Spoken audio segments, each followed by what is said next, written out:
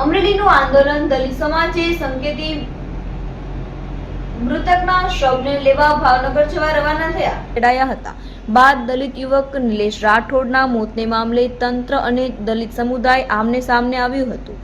Amreli collector કચેરીએ ધરણા કર્યા હતા, જ્યારે દલિત યુવક નિલેશ રાઠોડની હત્યાના આરોપીઓનું રિસ્ટ્રિક્શન કરાયું હતું। હત્યાના આરોપીઓને અમરેલીના ચાપાથળ ગામે અમરેલીના ડીવાયએસપી નૈનાબેન ગોરડિયા ચુસ્ત પોલીસ બંદોબસ્ત સાથે લઈ ગયેલા હતા। ચાપાથળ ગામે આરોપીઓના ઘરે જઈને પંચનામું કર્યું હતું। મીડિયાને જોઈને રિસ્ટ્રિક્શનને પંચનામું કરવાનું કારણ પોલીસે આપી રહી હતી, જ્યારે ચાપાથળ ગામે અડધી કલાક સુધી પોલીસે પંચનામું કરી રવાના થઈ હતી।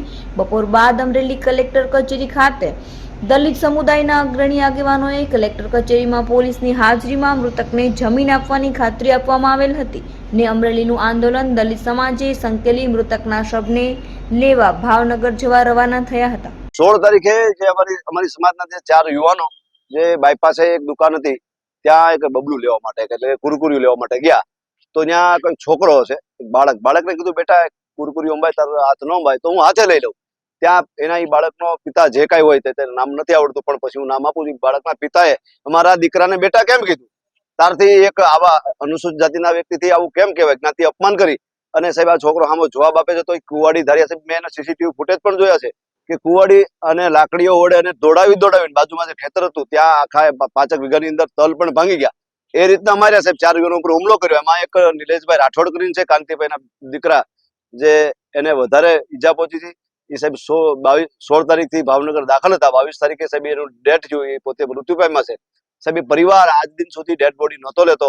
પણ હવે આ બાબતે અમે એક સામાજિક કાર્યકર તરીકે હું વસંતભાઈ ચાવડા, ભરતભાઈ કાતરિયા, ધીરુભાઈ કુટીરિયા, નરેશભાઈ વાળા સહિતના આગેવાનો મિત્રો ભેગા થયા અને અમે એક વિચાર કર્યો કે આમાં આંદોલન કરવું જોઈએ। એટલે અમે એક આત્મવિલોપનની સિમકી આપી હતી અને સિમકી કારણ એવું હતું કે ભાઈ આ પીડિત પરિવારને જમીન મળે, 4 એકર જમીન મળે, આ લોકો પર ગુસ્સીટોક દાખલ થાય અને આજે બિનકાયદેસર એને જે દબાણ કર્યા છે, તબેલા બનાવ્યા છે, હોટલો બનાવી છે, તાત્કાલિક ધરાશયી થાય એ માટે અમારી માંગ હતી। મેં જે આત્મવિલોપનની સિમકી આપી, ગઈકાલે આઈજી જે ભાવનગર આઈજી અમને બોલાવ્યા, ત્યાં ગયા, એને પણ અમને સરસ સાંભળ્યા અને અમને રિસ્પોન્સ આપ્યો અને અમારી આ માંગણીને સ્વીકારી। પણ જમીનની જે પીડિત પરિવારને એક જમીનની માંગણી છે કે અમને તાત્કાલિક જમીન મળે, પણ જમીનની માંગણીની પ્રોસેસ લાંબી હોય છે, એટલે કલેક્ટર સાહેબે જમીન બાબતે 15 દિવસમાં અમે આ જમીનનો હુકમ કરી દેશું। અત્યારે દરખાસ્ત થઈ ગઈ છે, સ્થળ પણ તપાસાઈ ગયું છે, લેન્ડ કમિટી બેસે અને પછી જમીનનો હુકમ કરશે એવી અમને ખાતરી આપી છે। અને જો 15 દિવસ પછી આ જમીન બાબતે હુકમ કલેક્ટર નહીં કરે તો ફરી પાછું આવું આંદોલન કાંતિવાળા તથા મારી સાથેના તમામ મિત્રો કરશું। આમાં કાંઈ પણ કશાશ નહીં રહે। આજની તારીખમાં ડેડ બોડી લઈ લેવામાં આવે ને દફનવિધિ કરવામાં આવે, કારણ કે અમારો એક સમાજનો છોકરો 4-5 દિવસથી સાહેબ ડેડ બોડી સિવિલ હોસ્પિટલમાં પડી છે, ડેમેજ થતી જાય છે। એટલે હું પીડિત પરિવારને પણ વિનંતી કરી, અત્યારે પીડિત પરિવાર પણ થોડુંક માની ગયા છે કે તમે કાંતિભાઈ આવો ભાવનગર, મેં ડેડ બોડી લઈ લઈએ અને આપણે એની દફનવિધિ કરી, આવી ચર્ચા થઈ છે। હવે જોવાનું રહ્યું કે આજ સાંજ સુધીમાં શું થાય, બાકી આગળનું આંદોલન 15 દિવસ પછી અમારું ચાલુ રહેશે। ભાઈ શ્રી વસંતભાઈ ચાવડા।